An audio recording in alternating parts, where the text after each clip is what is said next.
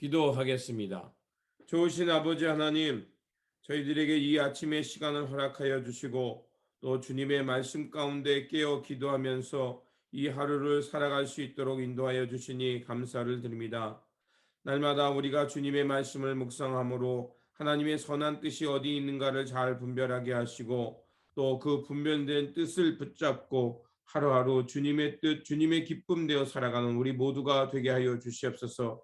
그래서 아버지 하나님, 우리가 살아가는 이 삶 속에 하나님의 이름을 높이며 또 하나님의 나라의 선한 역사를 구하며 살아가는 우리의 족적이 되게 하여 주시옵소서. 또한 아버지 하나님, 말씀을 통해서 다시 한번 오늘도 우리를 향한 하나님의 뜻이 어디 무엇인지 다시 한번 말씀하여 주시옵소서. 우리 구주 예수 그리스도의 이름으로 기도드립니다. 아멘. 오늘 우리에게 주신 말씀은 시편 13편에서 16편까지입니다. 본문 읽기는 시편 15편 1절에서 5절입니다. 여호와여, 주의 장막에 머무를 자 누구오며 주의 성산에 사는 자 누구오리까?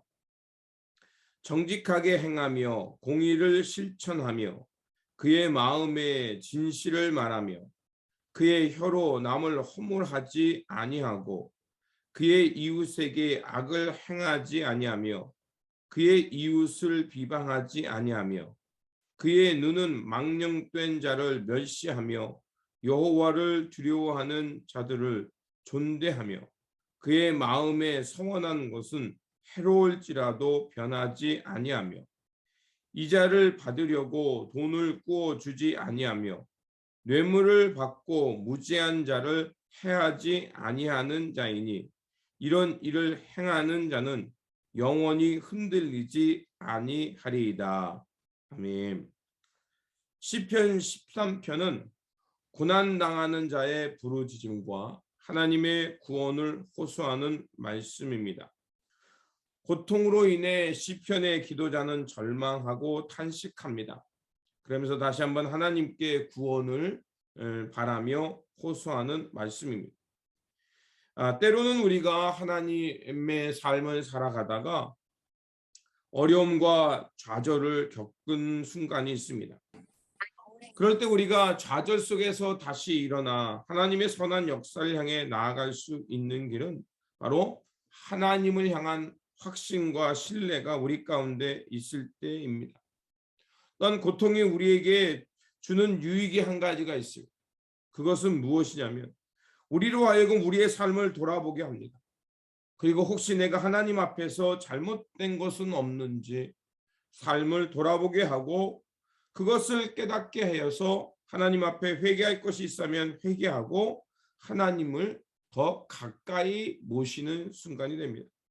그렇게 오늘 시편 13편에서 나온 것처럼 우리가 애매히 고난당할 수도 있고 또 내가 무슨 잘못으로 고난당할 수 있을 때 그때 그것을 그냥 남겨두는 것이 아니라 하나님께 더 가까이 나아가는 기회로 선용할 때 그것은 은총의 수단이 될 수 있습니다. 그리고 시편 14편은 무신론자들이 말하는 인생관과 그들의 삶을 적나라하게 폭로하며 하나님 앞에 고발하고 있습니다. 14편 1절과 3절은 이렇게 말합니다. 어리석은 자는 그의 마음에 이르기를 하나님이 없다 하는도다. 그들은 부패하고 그 행실이 가증하니 선을 행하는 자가 없도다라고 말합니다. 그리고 3절에서는 다 치우쳐 함께 더러운 자가 되고 선을 행하는 자가 없으니 하나도 없다. 바로 악인들이 만들어가는 세상, 그들이 갖고 있는 생각을 하나님 앞에 고발하고 있는 것입니다. 비록 악인이 이 세상에서 잠깐 번창하고 그들의 길이 잘 되는 것처럼 보일 뿐이지만 그러나 우리는 성서와 역사가 말하고 있듯이 하나님의 선한 역사, 하나님의 공의의 심판을 통해서 분명하게 하나님의 의의 회복 그리고 하나님의 의의 심판이 있음을 알고 있습니다. 그래서 이제 14편의 기도자는 6절에서 이렇게 말합니다.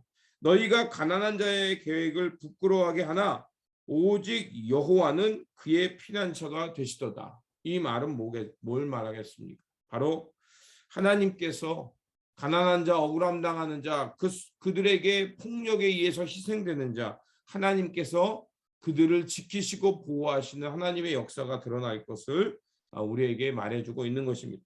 그리고 시편 15편은 하나님의 성전에 들어갈 때, 그럴 때 그 하나님의 성소에 머물 자가 누구인가? 그런 하나님의 성소에 머무는 예배자의 모습을 전해주고 있습니다.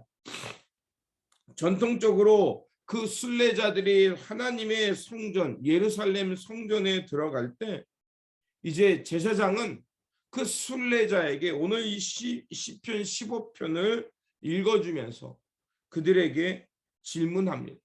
그럴 때 이제 순례자들은 이 시편 15편을 같이 낭독하면서 자신들이 하나님 앞에 나아가 예배할 때 어떤 마음의 자세와 어떤 예배자인가를 돌아보게 하는 것입니다. 그러면 시편 15편이 말하는 예배자의 모습은 무엇일까요? 본문은 우리에게 이렇게 말하고 있습니다. 하나님 앞에 나와 하나님의 성소에서 예배자의 삶의 모습과 마음은 정직을 구하고 하나님의 공의와 진실되며 존중과 신이 하나님을 향한 믿음, 언행, 악행, 조롱, 그리고 고리대금을 하지 않는 것, 그리고 뇌물을 수수하여 불의를 행하지 않는 것이라고 말합니다.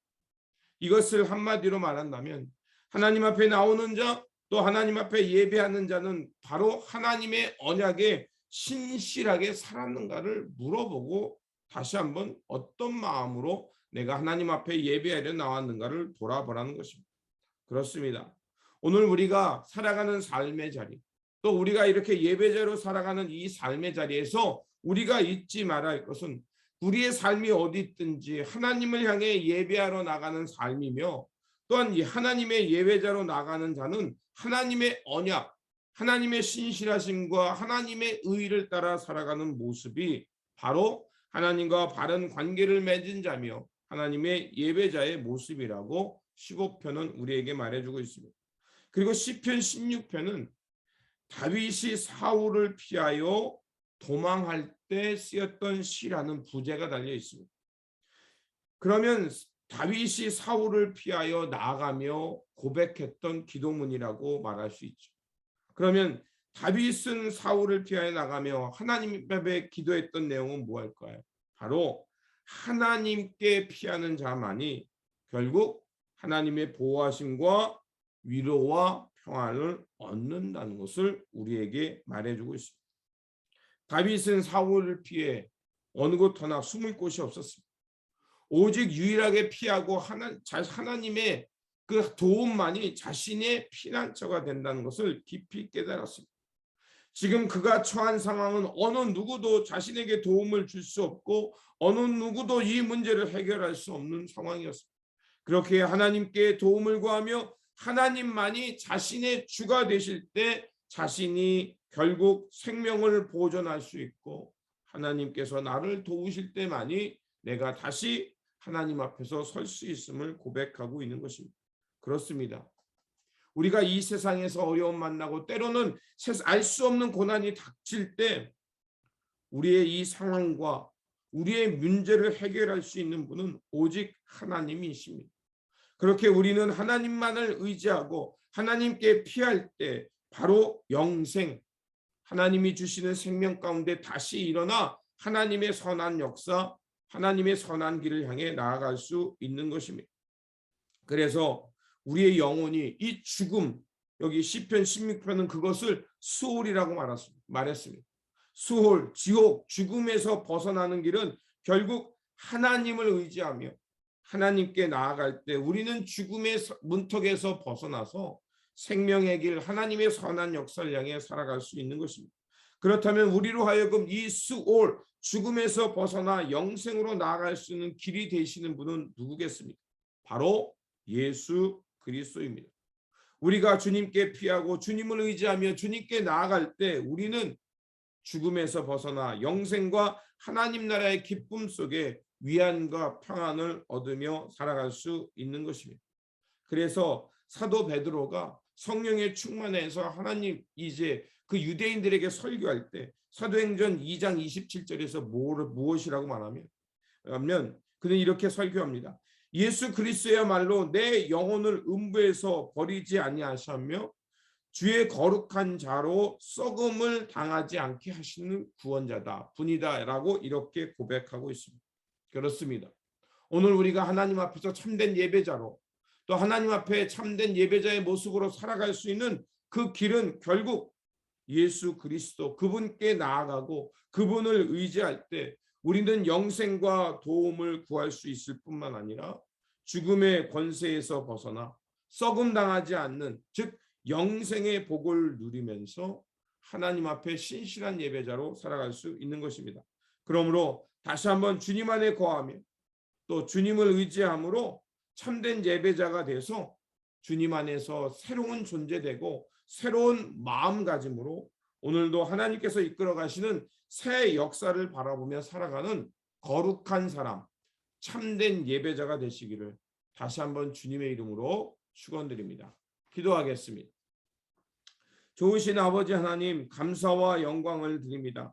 오늘도 우리에게 말씀을 주셔서 우리가 하나님 앞에 어떤 마음가짐과 어떤 삶을 향해 살아갈 때 우리는 하나님의 성산에 거할 수 있으며 하나님을 의지하며 하나님과 동행할 수 있는가를 가르쳐 주셨습니다. 그것은 바로 하나님의 언약을 의지하며 살아가는 것이며 하나님께서 신실하신 것처럼 우리 삶 속에서 하나님을 의지하고 하나님의 말씀에 신실하게 살아갈 때 우리는 진정한 예배자가 되고 참된 거룩한 자가 되어서 하나님 나라를 살아갈 수 있음을 가르쳐 주셨습니다. 그러하오니 아버지 하나님, 오늘도 우리에게 주어진 이 삶의 자리, 우리가 어느 곳에서 무엇을 하든지 우리가 하나님의 말씀에 신실하게 하여 주시고 그 언약에 신실한 자로서 주님의 기쁨, 주님이 원하는 삶을 선택하며 주님과 동행하는 삶이 되게 하여 주시옵소서. 그래서 아버지 하나님, 오직 우리의 삶이 이 썩어져 갈 것을 심고 썩지 않을 것을 얻음으로 영생의 삶, 그 하나님 나라의 선한 역사를 향해 살아남으로 주님의 영광과 주님의 마음에 합한 자가 되어서 거룩하고 참된 예배자로 살아가는 우리의 모습이 되게 하여 주시옵소서. 우리 구주 예수 그리스도의 이름으로 기도드립니다. 아멘.